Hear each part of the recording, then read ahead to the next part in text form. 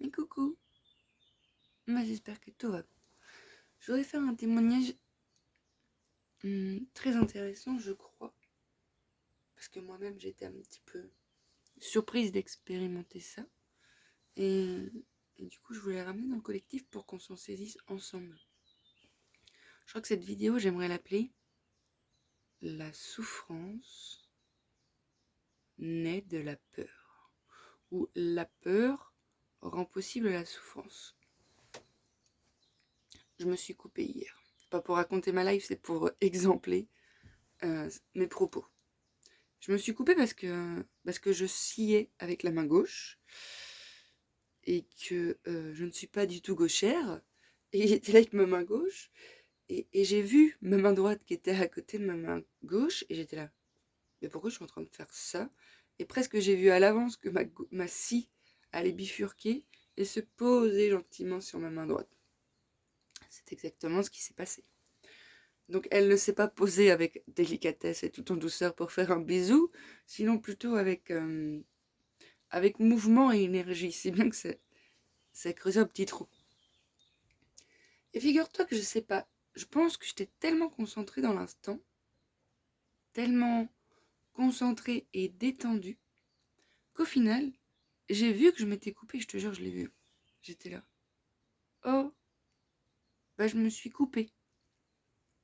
Et j'ai la chance à ce moment-là d'être avec une herboriste incroyable qui me dit tiens, prends ça, de l'achillée à millefeuille. Tu la mâches, tu fais une espèce de pâte et boum, tu poses sur ta blessure. Rosa, ça a arrêté de saigner direct. Et j'étais là. Non mais incroyable, incroyable. On se posait la question, est-ce que ça nécessite des points?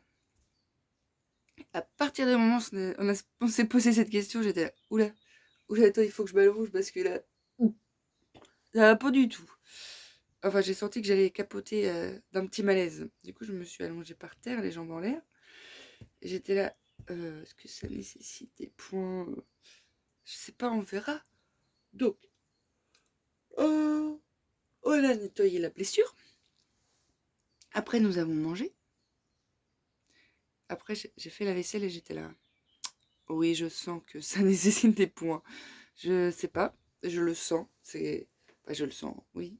En même temps, j'ai quand même une blessure qui atteste d'une certaine profondeur, qui fait qu'effectivement, c'est censé le sentir. Donc nous allons quand même passer l'après-midi à la rivière et j'ai remis de l'achillée à millefeuille à ce moment-là. Et du coup, on appelle le SAMU dans l'après-midi. SAMU qui maintenant ont un service incroyable qui fait que même au téléphone, ils passent, je ne sais par quel biais, mais ton téléphone devient une caméra qui fait que tu peux montrer ta blessure et ils te disent ah oui, il y a besoin de points, de trucs, faut venir aux urgences. Me voilà partie aux urgences. Urgence, oui, j'ai attendu quelques heures, il est vrai. Et ça allait très bien. J'avais pas mal, je n'ai toujours pas mal d'ailleurs. Je n'ai pas eu mal une seule fois. C'est vrai, je tiens à souligner. Ça m'a piqué un peu, je crois, quand elle a pris ma main, cette personne incroyable, pour la nettoyer. Mais je crois que parce que en même temps, j'étais en train de me faire des films de suturage. J'étais là. Sinon ça, pas du tout. J'arrive aux urgences. Enfin, je suis prise aux urgences, donc je rentre. Et là, je commence à avoir mal. Je dis, dis donc, c'est incroyable ça. Ça va depuis tout à l'heure. Ça va, je suis dehors en train de discuter aussi avec les gens qui attendent. D'ailleurs, faut vraiment pas hésiter à parler avec les gens. Hein. C'est vraiment chouette. Hein. Parce qu'il y avait un homme qui attendait sa compagne. À un moment, il fait non, mais je pense que je vais passer la soirée là. Je vais aller acheter des trucs à manger. Du coup, je dis ah, est-ce que vous pouvez me choper ça et ça, s'il vous plaît? Donc, merveilleux, me voilà avec mon petit paquet de chips et puis ma bouteille d'eau en train de pouvoir attendre. Merveilleux. Et j'observe en même temps que je rentre dans cet espace de soins que j'ai mal. Donc, je me dis, ils n'ont rien fait encore. Et en fait, j'ai observé comment je me sentais. Et ben là, j'ai commencé à avoir peur. J'ai commencé à sentir tout le climat des urgences, toutes ces blouses blanches, tous ces appareils, qui font que pour moi, ça vient me chercher un petit peu dans des espaces de oh my god. Alors, vraiment, il y a l'infirmière qui arrive, qui regarde, Et là, moi, je demande, je dis, j'ai une question un petit peu débile. Elle me dit, mais il n'y a pas de question débile. Je dis, ah, c'est un petit peu, vous allez voir. Est-ce que je vais vous demander, est-ce que je vais avoir mal? Je fais ça un petit peu débile parce que je pense que vous pouvez pas trop savoir, non? Elle me dit, bah, la seule chose qui va être inconfortable, c'est l'anesthésie. Parce que ça va vous brûler.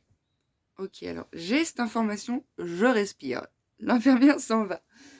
Et du coup, je sais que je vais avoir un feu excessif à cet endroit-là. Donc j'appelle mon eau en interne, parce qu'on est composé de tous les éléments. Donc vu que je sais que je vais avoir un feu excessif, je demande à mon eau de venir plutôt se concentrer là pour accompagner ce feu excessif et minimiser l'embrasement total. Donc je commence à visualiser ça, puis à ressentir ça. Je me détends un peu, j'ai moins mal. Au moment où le médecin arrive, il regarde, et là, question très spontanée, est-ce que je vais avoir des points de suture? Je sais pas, je dois avoir un truc autour de l'aiguille et du fil qui fait que rien que d'imaginer ça, ça me... Et donc il me dit, oh non, non, non, je pense qu'on va essayer avec de la colle. Moi j'étais là, what? Ils font de la colle maintenant qui répare les gens. Donc effectivement, je n'ai pas eu de point de suture. Il a recollé ma plaie, et puis il a mis... Et en fait, vraiment, je témoigne de ça parce que le seul moment où j'ai mal, et là je te parle de ça physiquement, mais on va se servir de cet exemple physique pour élargir la vision et observer que finalement, à chaque fois qu'on souffre dans la tête, c'est qu'on a une peur qui est souvent relative à une croyance. Et c'est cette croyance qui appartient à notre histoire, au terreau sociétal, à la lignée familiale, à tout ce que tu veux mais que tu portes, qui va à l'encontre du mouvement du vivant, qui veut se goûter d'une certaine façon dans ton dedans. Et la croyance, elle contraint.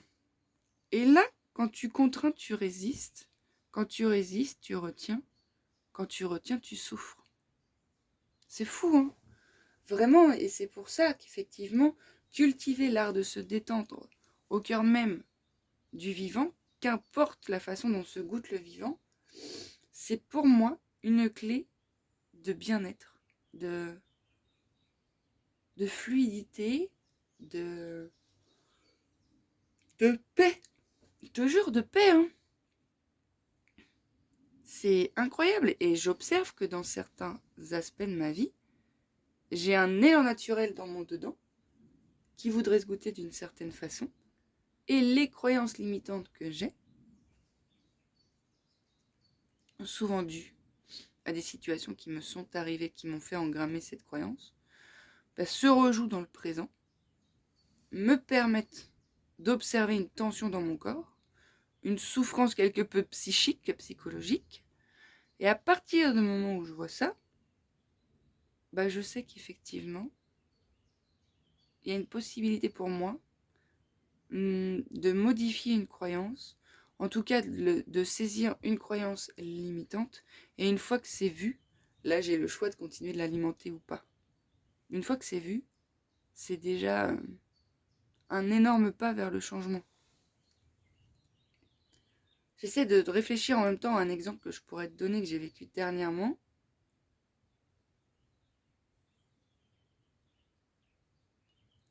Mais là, ça relève un peu trop de l'intime, alors j'ai pas vraiment envie de te partager ça, tu vois. Même si j'en conviens, hein, c'est quand même dans nos transparences et nos vulnérabilités qu'on se rend le plus service. La molopolette. Je sais pas, l'élan premier. On va faire un retour en arrière il y a quelques temps. J'étais amenée à faire de la construction. Alors, je vais pas parler de moi directement.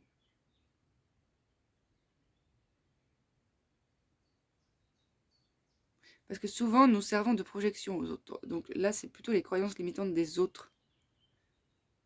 Qui, ah bah oui, on peut dire ça, tu vois. En fait, moi, j'ai une foi assez grande qui fait que quand j'ai des élans, bien souvent, j'y vais. Je dis bien souvent parce qu'il y a encore des espaces en moi où je rencontre des résistances. Et dans ce cas-là, j'y vais pas dans l'immédiateté. Je fais un petit peu retour pour pacifier cette zone-là. Et après, le mouvement est rendu possible souvent. Mais bien souvent, c'est plutôt dans la spontanéité. Mais n'allez pas croire que c'est toujours le cas. Et en fait, il y a des moments où moi, je crois que telle chose est possible. J'y crois dur comme fer. C'est fluide, c'est dans mon dedans, ça circule. Et en fait, j'ai quelqu'un d'autre qui, de l'extérieur, va venir m'apporter sa petite croyance limitante et va le déposer dans mon terreau informationnel. Comment ? En me disant, mais tu vas pas faire ça quand même. Mais non, tu vas pas faire ça. À partir du moment où je récupère cette information, en plus énergétiquement, quand la personne dit ça, c'est pas souvent en mode bah tu vas pas faire ça quand même. Bah tu vas pas faire ça quand même. C'est plutôt bah non, tu vas pas faire ça. Comme si c'était évident, comme si ça ne pouvait pas se faire comme ça. Donc bien évidemment, en fonction de mon alignement et de l'espace en moi qui est visé, je peux vaciller, tu vois. Et quand je vacille, j'observe que je bascule dans un état de tension qui me fait souffrir. Mais moi, j'associe la souffrance à quelque chose où ça me met en tension extrême. Parce qu'il existe une tension qu'on appelle la tension juste qui est nécessaire pour le vivant. Mais quand je parle des polarités, des déséquilibres, c'est bien parce qu'il y a un excès quelque part, ou un vide quelque part, que là, c'est souffrant. Un peu de tension, quand tu marches, tu utilises une tension juste. Et c'est nécessaire, cette tension, pour te déplacer. A contrario, quand tu es tendu comme une crampe, que tes cervicales sont bloquées, que ton dos est complètement figé et que ça circule pas trop, cette tension est excessive. Comment tu le sais ? Bah t'es comme ça, t'es crampé, tu réagis souvent, et tu sens bien que dans le corps, c'est pas feng shui, quoi. Donc voilà, en fait, moi ce que j'observe et ce que je voulais partager, c'est vraiment que la résistance, c'est pas ça qui crée la souffrance en soi. C'est de résister à la résistance. Parce que quand quelqu'un me dit « Mais non, mais tu vas pas faire ça quand même », ce que je ressens, ça peut être une tension, un refermement. Je ne résiste pas à ça. Non, non, non, non, non. J'accompagne ça, j'observe, je le vis. Et j'essaie de me détendre au cœur même de cette chose-là. Donc après, en fait, avec le temps, bah, j'observe et c'est beaucoup plus rapidement que je me saisis de « Oula, oula là là, non, non, non, non, non, non, non, non, ça c'est pas moi, ça je n'en veux pas. » Ou ça c'est pas moi, c'est dans mon dedans, je n'en veux pas quand même. Et que je fais retour et que je respire et que je m'offre une pratique pour faire circuler. Mais cette pratique, ça peut être du chant, ça peut être du tambour, ça peut être de la danse, ça peut être de la marche, ça peut être de la peinture, ça peut être... Qu'importe en fait, tu trouveras ton stratagème.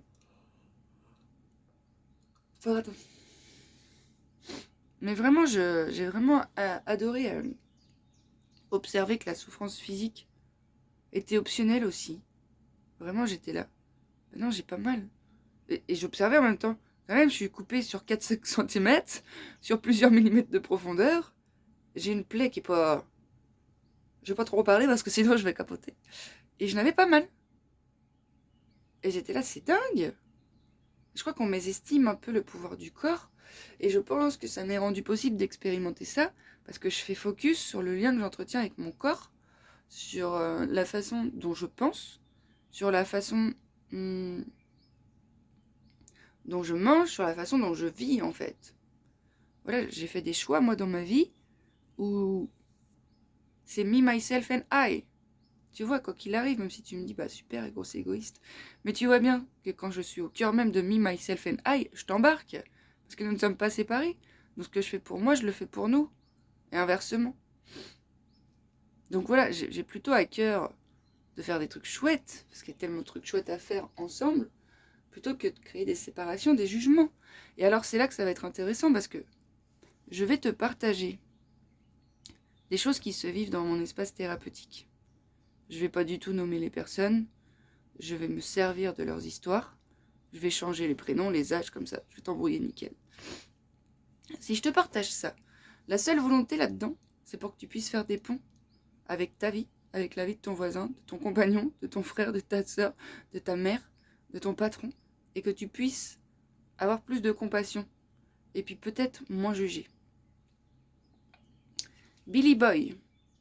Billy Boy, à 40 ans aujourd'hui, est en incapacité de ressentir sa colère. La colère, par définition, c'est une émotion, c'est quelque chose dont on a besoin pour limiter un espace sécure. Ok, c'est plutôt chouette. C'est comme un voyant sur la voiture, ça nous informe. Ok, Billy Boy ne peut pas avoir accès à sa colère. Pourquoi ? Parce que Billy Boy, à 8 ans, s'est fait frapper par son père tellement fort, tellement souvent, que il faut prendre en considération qu'au contact de cet homme, qui était très en colère, et qui tapait Billy Boy a engrammé que la colère était dangereuse et souffrante. Donc Billy Boy, 30 ans plus tard, il ne veut pas de sa colère parce que ça le ramène à cet espace-là. Et du coup, il faut retourner à cet espace-là et ressentir ce que Billy Boy a ressenti à 8 ans pour le libérer et que ça recircule. Ok. Janine. Janine a 50 ans. Janine est en difficulté de mettre des barrières saines avec sa mère. De dire motherfucker. Non, de dire là c'est pas très juste pour moi ce que tu me fais vivre et ce que tu me proposes comme expérience au quotidien, c'est pas très reluisant. Janine, quand elle était toute petite, était sage. Qu'est-ce qu'on aimait Janine quand elle prenait son bouquin, qu'elle dérangeait pas. C'était une petite fille sage, modèle. Et on aimait Janine quand elle était sage et souriante. Du coup, Janine a engrammé le fait que je suis aimée quand je suis sage et souriante, indépendamment de ce qui se passe dans mon dedans. Donc Janine, 45 ans plus tard, continue d'être sage et souriante, en plus avec ses géniteurs qui lui ont engrammé cette information. Ok, il va falloir récupérer Janine à tous ces moments où elle n'a pas voulu être sage et qu'on l'a interdit d'être qui elle était. Ok. Un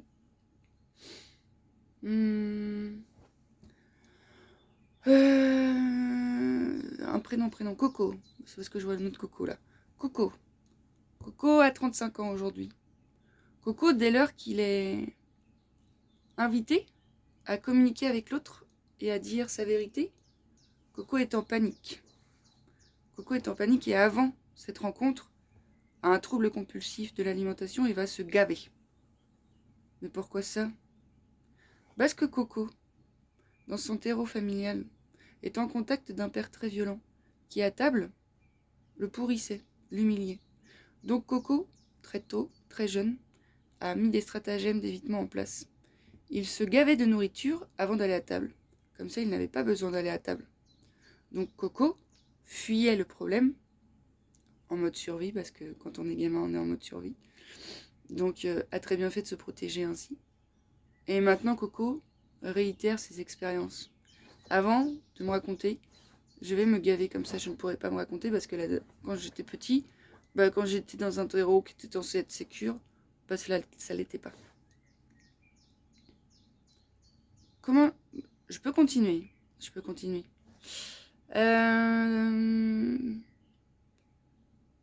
Soussou, parce que je vois issu de secours. Soussou, à 60 ans aujourd'hui, a un problème, une problématique avec son ancien compagnon qui a des affaires chez elle.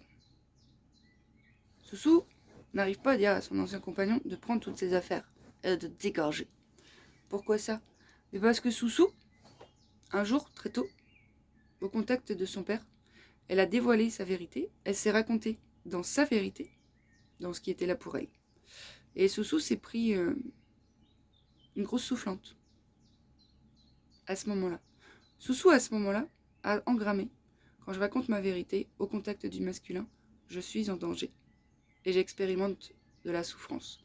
Donc Soussou, 55 ans plus tard, quand elle doit dire sa vérité au masculin, qui est représenté par cet homme, elle aura du mal. Comment je sais tout ça ? Nous n'avons pas fait une analyse poussée. Nous n'avons pas pris le temps d'échanger sur toutes ces informations avant que la personne, je la guide vers son ressenti. Par contre, pour toutes les problématiques dont je vous ai parlé là, nous nous sommes servis du moment présent, comme d'une porte d'entrée vers l'inconscient. Tout ce que je viens de te parler là de l'enfance, c'est engrammé dans l'inconscient. Les sensations physiques, les émotions, les croyances sont engrammées dans l'inconscient. L'inconscient, c'est quelque chose qui nous dirige aujourd'hui. Donc si dans ton inconscient, tu as toutes ces informations-là, tu en es impacté aujourd'hui. Ce que je veux te dire par là et ce que je veux te témoigner, c'est qu'au cœur même du corps et du ressenti, tu as accès à toutes ces informations. Nous servons des contractions du présent comme d'une porte d'entrée, et alors les informations se dévoilent d'elles-mêmes. Toutes ces informations que je viens de te partager, toutes les scènes que je viens de te partager, de Soussou dit sa vérité à son père, de je ne sais plus comment je l'ai appelé, Coco, se remplit de nourriture avant de manger, de Billy Boy qui se fait frapper par son père, tout ça. Quand la personne est venue dans mon cabinet, nous n'avons pas parlé de ça avant, elle m'en a pas parlé du tout, c'est au cœur même du ressenti que se sont dévoilées ces informations. Comment ? Par flash, par résurgence, par sensation physique. Alors effectivement, je ne vais pas te mentir, récupérer toutes ces parties de soi, c'est aussi mettre la lumière sur toutes les émotions qui se sont engrammées à ce moment-là. La frustration, du dégoût, de l'injustice, de la colère, de la rage, de la haine, de la mort, de la souffrance, de la tristesse. Des trucs dont on ne veut pas actuellement dans nos sociétés, je ne sais pas pourquoi. Mais parce que je pense qu'on est tellement engrammé autour d'excès de ça, et tellement pas à l'intérieur de soi qu'on va chercher à vivre l'opposé de ce qui nous a fait souffrir. Voilà, si je te témoigne de tout ça, c'est pour te dévoiler la puissance du ressenti. La puissance, je n'ai pas souffert alors que ma coupure, je sais pas où elle est assez conséquente quand même. Ouais, je vais pas te dire sur sa d'épaisseur parce que ce serait pas possible. Mais quand même, il n'y a pas 1 millimètre. Il y a au moins 5000, 5000. Ouais, donc voilà, je voulais juste témoigner de ça pour que tu comprennes que ça ne sert absolument à rien d'aller chercher dans son corps mental ce qui s'est joué. Parce qu'en plus, le corps mental déforme la vérité pour continuer à survivre. On modifie les perceptions, parce que sinon, c'est pas possible. Pour ces parties-là, de nous, ça n'était pas possible. Donc vraiment, celui-ci est très fourbe et a développé des mécanismes de défense incroyables qui tordent les réalités. Donc on va pas se fier à ça. Hein. Par contre, on va s'en servir et le mettre au service du reste. Voilà, je voulais vraiment témoigner de ça pour que tu comprennes que l'inconscient, qui est, je le rappelle, sur nos 10 doigts, représente 9 doigts, donc qui est quand même un peu plus conséquent que ce petit pouce, dessine nos matérialités. Et que nos blessures et que nos parties de nous qui sont bloquées dans le passé cherchent en permanence dans le présent à se rencontrer.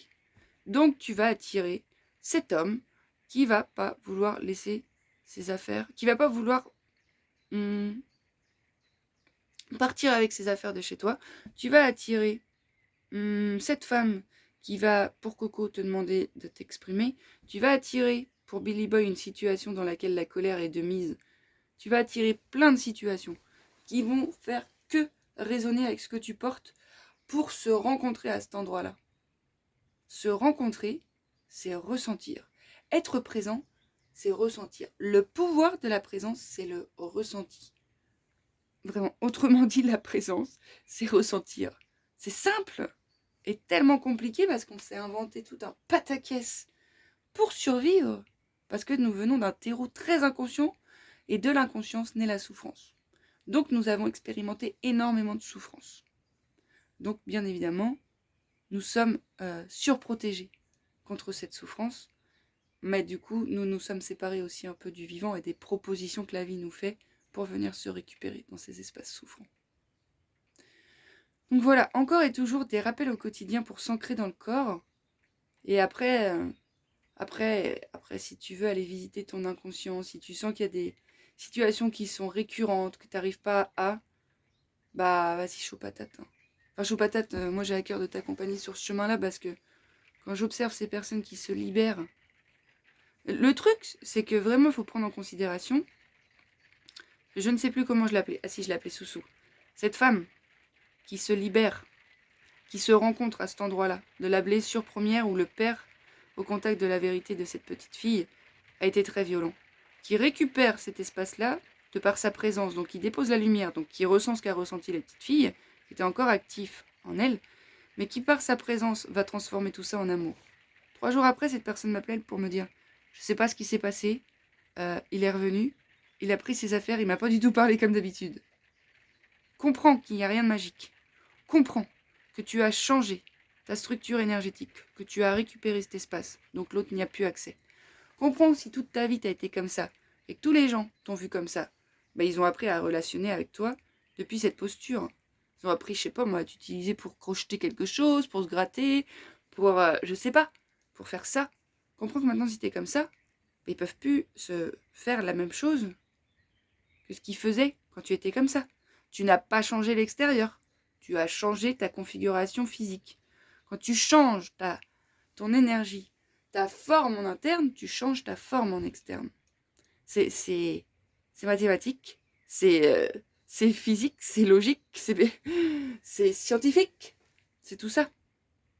Donc c'est pour ça, à un moment donné, ça fait un petit moment déjà, mais je propose le retour à soi dans le dedans. Pas la compréhension mentale, mais d'ouvrir les espaces pour aller se rencontrer dans les profondeurs. Et tout seul, c'est compliqué, parce que quoi ? Parce que tout seul, tu as tes propres gardiens. Donc quand tu te regardes dans un miroir tout seul, tu vois tes propres gardiens. Quand quelqu'un d'autre te propose un autre miroir neutre, il te propose des espaces que toi, tu ne voyais pas. Enfin, c'est là tout l'art de l'accompagnement. Hein. C'est pas de sauver ni de guérir. Hein. C'est de proposer un miroir d'une neutralité incroyable qui fait que la personne peut se voir dans ces différents espaces qui, jusqu'à maintenant, avaient été mis de côté. Et dans un cocon sécure, bienveillant et aimant. Parce que voilà, c'est ça. C'est l'amour qui nous sauvera. Donc, moi, j'offre un cadre où il n'y a aucun jugement. Tu vois, je vais même te raconter de quelque chose qui va peut-être faire grincer des dents, mais je m'en fous. Il faut dévoiler les choses qui dérangent. Tiens, je vais même peut-être en faire grincer plus d'un, puisque je vais parler de moi. Et que tout le monde n'est pas au fait avec cette histoire-là de ma life, mais qu'importe. Oui, bah je vais le parler. Je vais en parler, je réfléchis en même temps. Mais il y a quelques temps de ça, j'ai fait une séance de kinésiologie à mon frère. Et c'est révélé à nous l'information que notre grand-père n'était pas notre grand-père. Et du coup, on était là, ok. Et donc, nous avons fait quelques recherches avec la kinésio. Il semblerait que plutôt notre grand-père biologique, c'était notre arrière-grand-père. Donc là, tu te dis, qu'est-ce qui s'est passé ? Donc c'est pareil, quand moi j'ai eu cette information, j'étais là, attends, qu'est-ce qui se passe ? Donc il semblerait qu'il y ait un homme, cet arrière-grand-père, qui ait violé sa fille, duquel est issu notre père. Donc bien évidemment, que bah, il y a un petit couille dans le pâté là. Donc ça explique plein de choses. N'en demeure pas moins que, à un moment donné, je me retrouve en Espagne, à Tenerife, où les gens sont décomplexés dans leur corps. Ils ont très peu de tissu, qu'importe la forme de leur corps. Et vu que l'alimentation est plutôt grasse et tout ça, ils n'ont pas des corps comme on a l'habitude que la société nous véhicule et que soit validé. Moi, au contact de toute cette chair, je sens dans mon corps une contraction. Je suis là, oula, presque un dégoût, tu vois. Oulala. Et je sens qu'en moi, il y a quelque chose qui veut se dévoiler, mais il y a quelque chose en moi qui ne veut pas. Donc j'appelle une amie et collègue, parce que, comme je te dis, toute seule, ce n'est pas possible. Et là, à ce moment-là, je sens que c'est quand même teinté de l'énergie de cet homme. Comment je le sens ? Parce que je suis à l'écoute et j'ai ce ressenti qui se présente. Figure-toi que pendant une séance, je vais devenir le support énergétique de cet homme. Donc, je vais visiter tous les contenus de viol et d'attouchement, donc c'est vraiment pas confortable. Et je vais même, ce qui va passer à travers moi, c'est même en amont, ce que cet homme a vécu étant enfant. Et là, c'est... Alors là, j'ai ressenti dans mon corps le fait qu'effectivement, il était traité comme un chien par sa mère. Donc j'ai vu sa mère arriver un rouleau à pâtisserie, là, et le frapper. Je l'ai vu dormir par terre, j'ai ressenti tout ça. L'humiliation de la mort en permanence Il n'y a pas de mots qui pourraient expliquer ce que je te parle, là, parce que tu peux me dire, oui, mais quand même, c'est abusé. Ah oui, c'est abusé, ça va pas du tout dans le sens du vivant, ce dont je suis en train de te parler. Hein. Donc ce petit enfant qui a vécu au contact du féminin quelque chose d'innommable, va reproduire l'innommable sur le féminin plus tard. Je ne suis pas en train de justifier son acte. Je ne suis pas en train de le rendre... je suis en train de le justifier dans le sens où ça ne peut pas être autrement. Mais je suis pas en train de dire que c'est juste. Parce que je répète que dès lors qu'on nuit à l'intégrité physique, psychique et émotionnelle d'un être, ça n'est pas juste. Je suis pas en train de lui trouver des excuses. Je suis en train de t'expliquer qu'au vu de ce qu'il a vécu, c'est engrammé dans son corps quelque chose qui a rendu possible cet acte. Et ça demande vraiment une hauteur et il faut prendre en conscience nos réalités énergétiques. Il y avait ce reportage de Yann Arthus Bertrand. Le premier témoignage, c'est le mec qui explique qu'il a battu à mort sa femme et son fils, qu'il a fait de la prison. Et on lui demande pourquoi il a fait ça, et il explique que c'est parce que je les aimais. Alors toi, quand t'es encodé plutôt justement, tu te dis mais n'importe quoi. Mais lui, en fait, on l'a frappé toute sa vie, toute son enfance. On lui a dit c'est parce que je t'aime que je te frappe. C'est engrammé dans son cerveau cette information. Enfant, t'as pas capacité de te remettre en question ou de faire une barrière entre l'extérieur et l'intérieur. T'es poreux. Donc oui, ça rentre dans toi. Donc oui, les gens que tu vas aimer, tu vas les frapper. Les personnes qui t'enseignent. Mais ça aurait pu être toi, hein. Vraiment, il faut prendre ça en considération. Si t'avais eu son éducation, t'aurais été encodé de la même façon. Les gens que t'aurais aimés, tu les aurais frappés. C'est vraiment être humble que de se dire ça. Et c'est vraiment avoir un melon très gros de se dire, ben non, moi j'aurais jamais fait ça. Tu ne sais pas, puisque tu n'as pas été encodé de cette façon-là.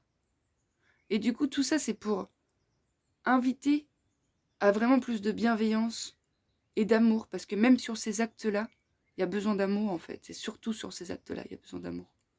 C'est pas minimiser l'horreur de l'acte qu'il a posé par la suite. C'est pas minimiser tout ça. Vraiment pas.